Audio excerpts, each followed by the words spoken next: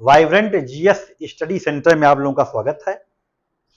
हमारे संस्थान में टीजीटी, पीजीटी, भारतीय इतिहास और आरओ एआरओ के लिए जीएस की कक्षाएं संचालित हैं। आप लोग संस्थान से जुड़िए, अधिक से अधिक चैनल को सब्सक्राइब करिए, शेयर करिए, लाइक करिए और इस चैनल का भरपूर लाभ उठाइए। देखिए, हमारी जो कक्षाएं इतिहास में संचालित हैं विभिन्न शिक्षक प्रतियोगी परीक्षाओं के लिए, उस क्रम में आज हम लोग नंद वंश का अध्ययन कर रहे हैं। हम लोगों ने हर्यक वंश का अध्ययन किया, हम लोगों ने महाजनपद काल का अध्ययन किया, हम लोगों ने शिशुनाग वंश का अध्ययन किया। अगला जो हमारा राजवंश है नंद वंश है। महत्वपूर्ण है ये परीक्षा की दृष्टिकोण से, क्योंकि इसी वंश में महापद्म जैसा एक प्रतापी शासक होगा, इसी वंश में घनानंद जैसा शासक होगा। इसके समय में भारत पे विदेशी आक्रमणों की शुरुआत होगी। पहला जो विदेशी आक्रमण होगा ईरानी करेंगे, दूसरा जो करेंगे यूनानी करेंगे। दोनों आक्रमणों का क्या क्या प्रभाव पड़ता है सबका हम लोग अध्ययन करेंगे। तो हम लोग आज महापद्म नंद के बारे में पढ़ेंगे। देखिए, आपको बताए थे कि इतिहास में सबसे महत्वपूर्ण जो बात होती है एविडेंस की होती है, साक्ष्य की होती है। हम लोग किसी भी वंश के बारे में पढ़ रहे हैं, किसी भी वंश के सांस्कृतिक इतिहास को पढ़ रहे हैं, उसके राजनीतिक इतिहास को पढ़ रहे हैं, उसके कल्चर पक्ष को देख रहे हैं, उसके धार्मिक पक्ष को देख रहे हैं, उसके सामाजिक जीवन को देख रहे हैं, उसके आर्थिक जीवन को देख रहे हैं, तो किस आधार पर हम उसका अध्ययन कर रहे हैं। हमको साक्ष्य, इतिहास के विद्यार्थी के रूप में यदि आप एक लाइन भी बोलेंगे, एक शब्द भी बोलेंगे, तो बिना एविडेंस के आप कुछ नहीं बोल सकते हैं। यदि एविडेंस आपके पास नहीं है तो आपकी बातें प्रमाणित नहीं होंगी।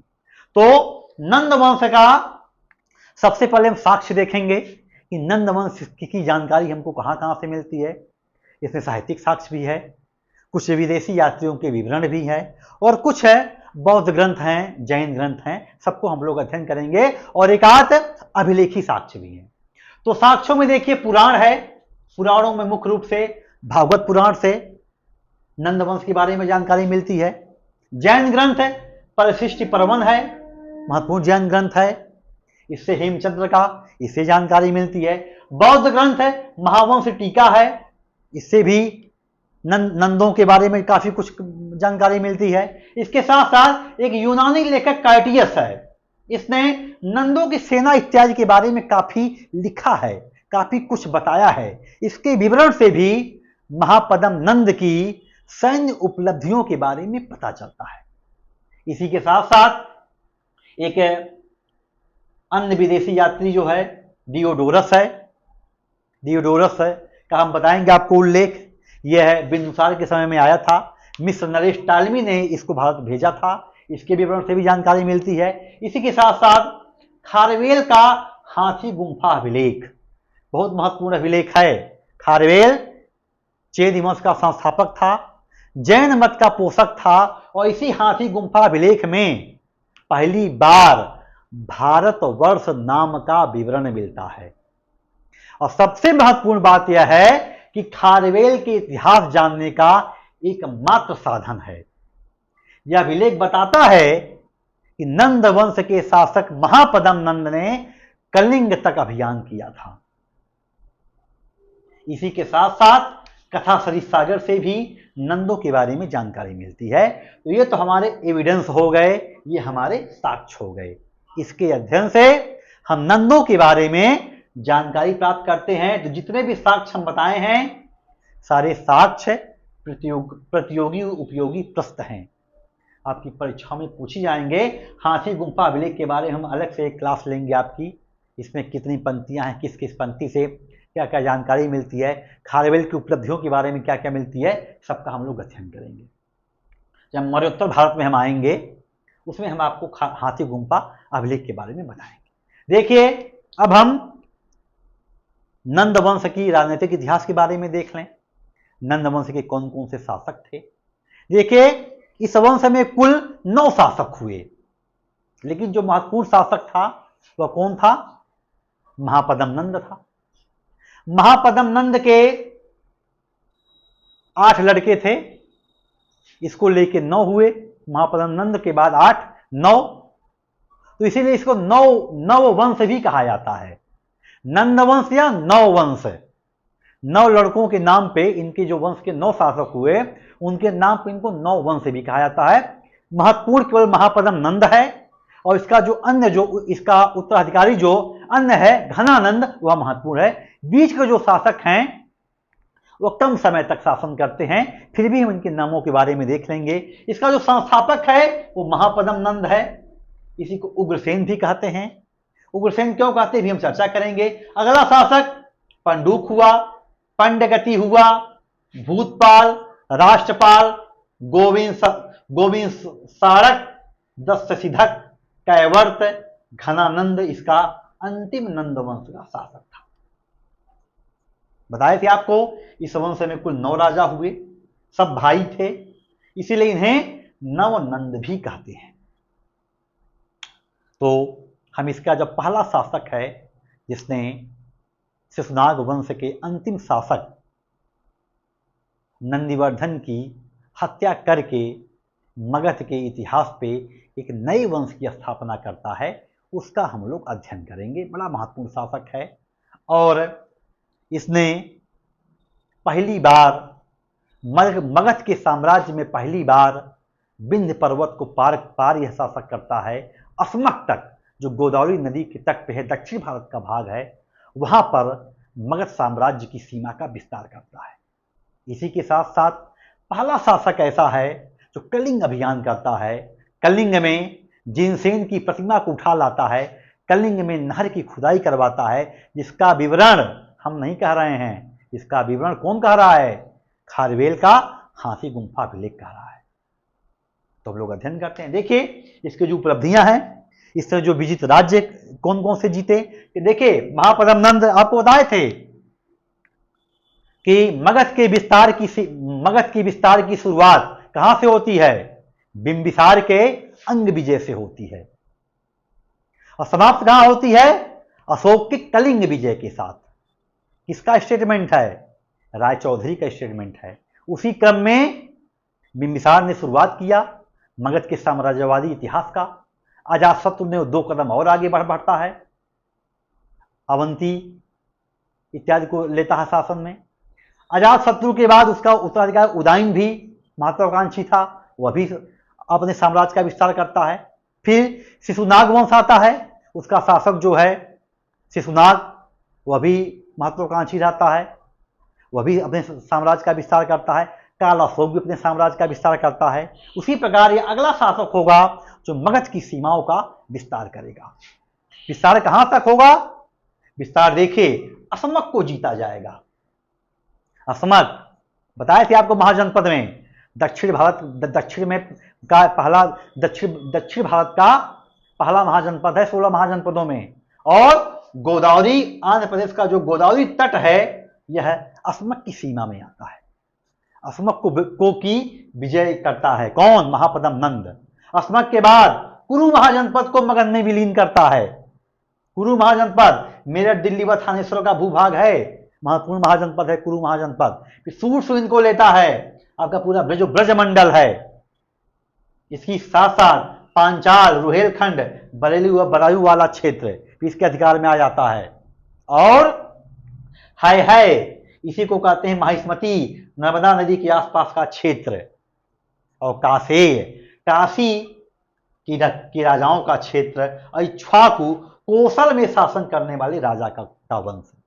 तो असमक, कुरु, सूरसेन, पांचाल, है, कोसे और इक्ष्वाकु वंश को अपने चरणों में ये गिरा लेता है। और उपाधि कौन धारण करेगा? इन वंशों को जब पराजित करता है, उपाधि कौन धारण करेगा? उपाधि धारण करेगा उग्रसेन, जिसके पास भयंकर सेना हो, महापद्य, जिसके पास पद्म सेना हो, महापद्यपति, अमित कोषानिधि का स्वामी, और कली का अंश, सर्वक्षत्रांतक, क्षत्रियों का विनाश करने वाला द्वितीय परशुराम, एक राट जिसकी सीमाओं का विस्तार समुद्र के तट तक हो। और सर्वक्षत्रांतक क्योंकि सारे क्षत्रिय राज्यों का उन्मूलन करता है, इसलिए सर्वक्षत्रांतक की उपाधि धारण करता है। इस पे इसका सहयोग इसका एक जैन मंत्री है कल्पक, वह करता है। तो देखिए कितना महत्वपूर्ण, सारी उपाधियां पूछी गई हैं। उग्रसेन किसकी उपाधि है, महापद्यपति किसकी उपाधि है, महापद्य किसकी उपाधि है। कली का अंश पीजीटी 2013 का क्वेश्चन है, जाके देख लीजिएगा। सर्वछत्रांतक पीसीएस का क्वेश्चन है। द्वितीय परशुराम, परशुराम ने क्षत्रियों का 21 बार किंवदंतियां हैं, कहानियां हैं, कहती हैं कि परशुराम ने पृथ्वी को 21 बार क्षत्रियों से विहीन किया था, क्योंकि इसने भी जितने राज्य थे उनका उन्मूलन किया था, सारे शासक क्षत्रिय थे, इसलिए इसकी उपाधि क्या थी, सर्वछत्रांतक की थी। द्वितीय परशुराम की उपाधि, एक राज, अपने राज्य की सीमा का विस्तार समुद्र के तट तक किया था, और जो चारों दिशाओं का शासक होता था, उत्तर दक्षिण पूर्व पश्चिम, उनको विजित किया, अपनी सीमाओं का विस्तार कहां तक किया, समुद्र तट तक किया, इसीलिए इसने एक राज की उपाधि धारण की। अगला कलिंग विजय, महत्वपूर्ण है, इसके शासक कलिंग विजय, बताए थे आपको, कलिंग का अभियान करता है। स्रोत क्या है, स्रोत है खारीवेल का हाथी गुंफा अभिलेख, और हाथी गुंफा अभिलेख से ही कलिंग विजय की पुष्टि होती है, और वहां से वह जीनसेन की प्रतिमा ले गया, क्योंकि जैन मत का अनुयायी था। देखिए जैन जो आपके नंद वंश के शासक हैं, वह जैन मत के अनुयायी हैं। जीनसेन की प्रतिमा ले गया, कलिंग में यह नहरों का निर्माण कराया। कलिंग, कोसल, है, अस्मद, कुरु, पांचाल, काशी, सूरसेन, महाजनपदों को मगध में मिला लिया। जब इतने बड़े बड़े महाजनपद मगध में मिलेंगे, तो मगध अपने आप एक शक्तिशाली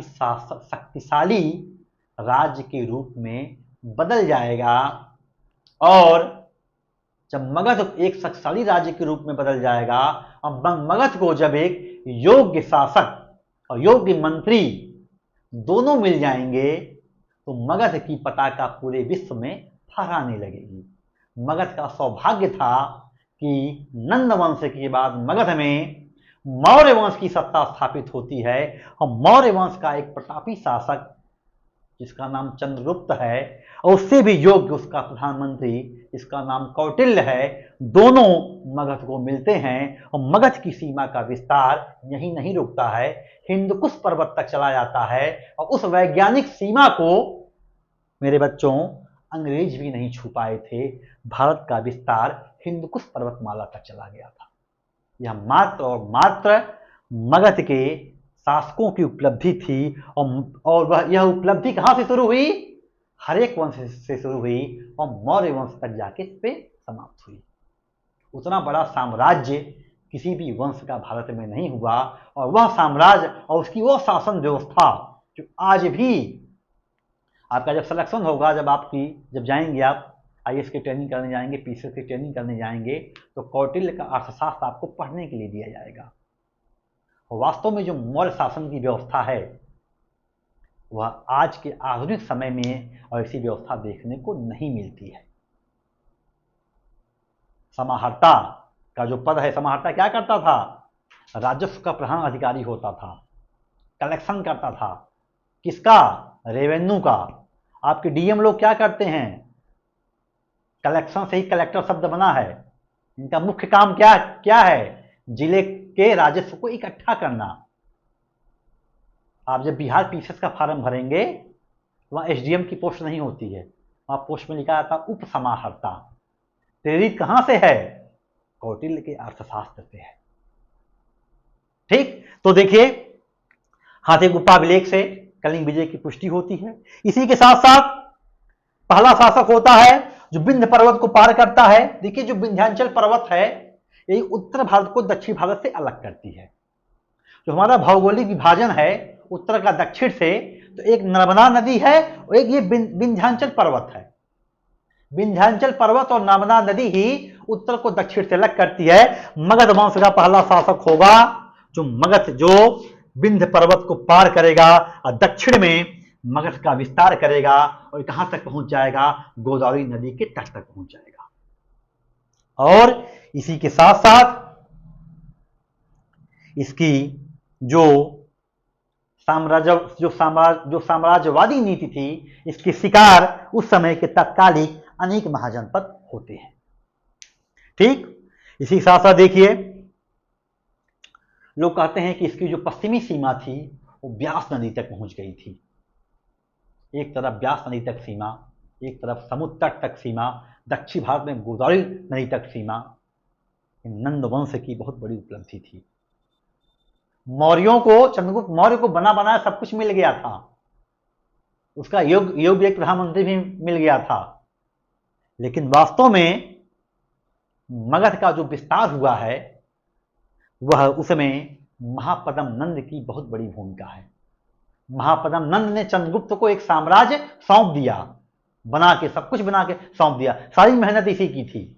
लेकिन जैसे कहते हैं ना कि राजेंद्र चोल, जब आपको चोल वंश पढ़ाएंगे, राजेंद्र चोल योग्य पिता का सुयोग्य पुत्र था, उसी प्रकार जो मौर्य वंश था वह नंद वंश का सुयोग्य उत्तराधिकारी वंश था, जिसने मगध की सीमा का और विस्तार किया।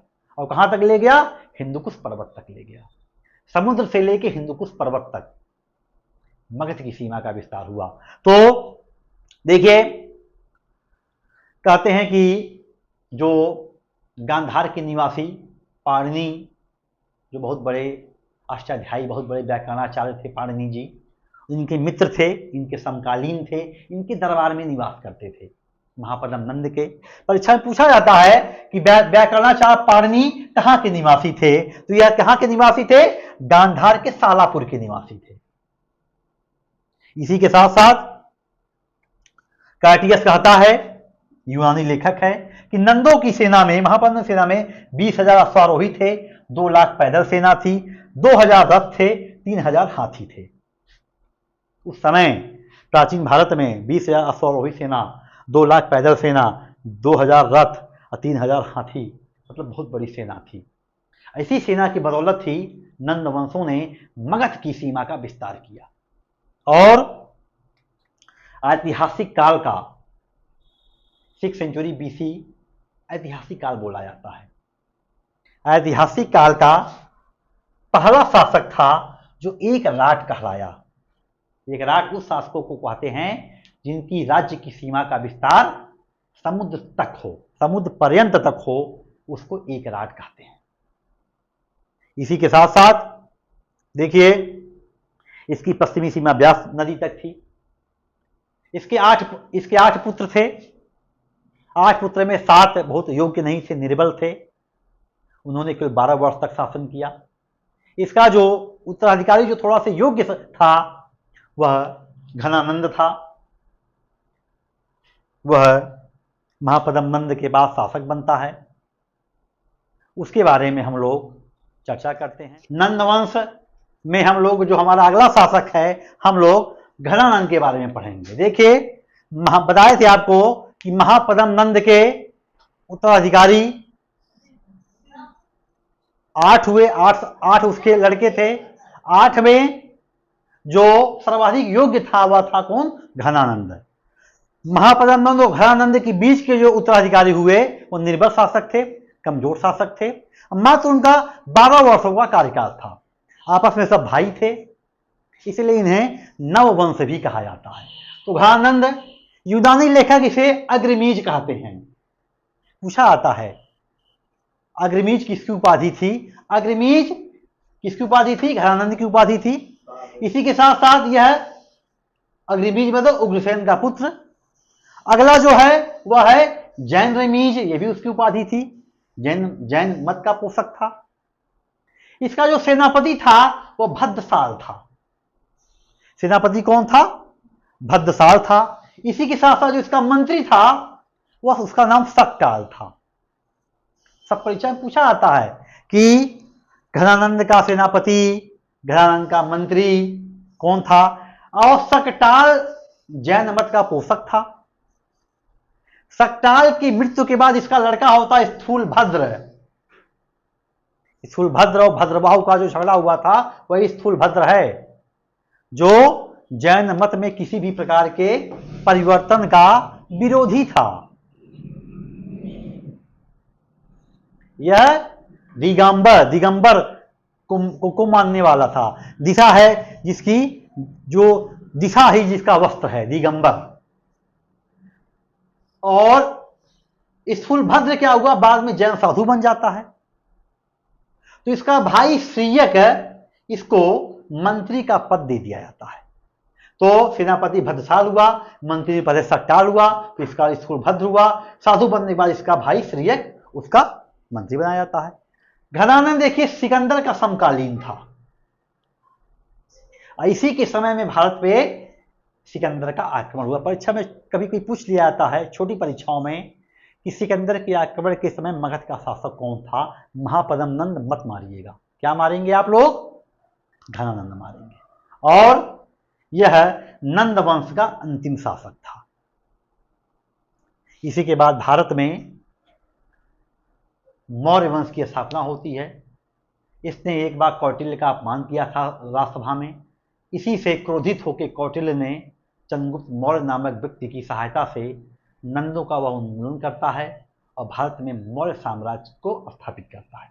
देखिए, इसको इतिहास में अतुल संपत्ति के कारण भी जाना जाता है। इसके पास अथाह संपत्ति थी। इसका विवरण कौन कौन देता है? टर्नर महोदय, जेनोफोर महोदय, कथा सहित सागर और चीनी यात्री भेनसांग। चीनी यात्री भेनसांग, टर्नर और जेनोफोन है, इसको अतुल संपत्ति का स्वामी कहते हैं। इसी के साथ साथ यह कौटिल्य को इसने अपमानित किया था। चंद्रगुप्त ने चाणक्य की सहायता से नंद वंश का उन्मूलन कर दिया था। ये तो हो गया महापद्म नंद और नंद वंश के बारे में जानकारी, उनकी उपलब्धियां, उनकी राजनीतिक उपलब्धियां। अब हमें एक इस पूरे नंद वंश को हम समराइज करेंगे, इसकी उपलब्धियों को थोड़ा थोड़ा देखेंगे, जहां से एक जो कॉन्सेप्ट है, एक जो विचार है नंद वंश का, उसके बारे में थोड़ा जान लीजिए। देखिए, उपलब्धियां की जो पहली उपलब्धि है, नंद राजाओं ने ही सबसे पहले उत्तर भारत में एक छत्र शासन की स्थापना किए। एक छत्र शासन।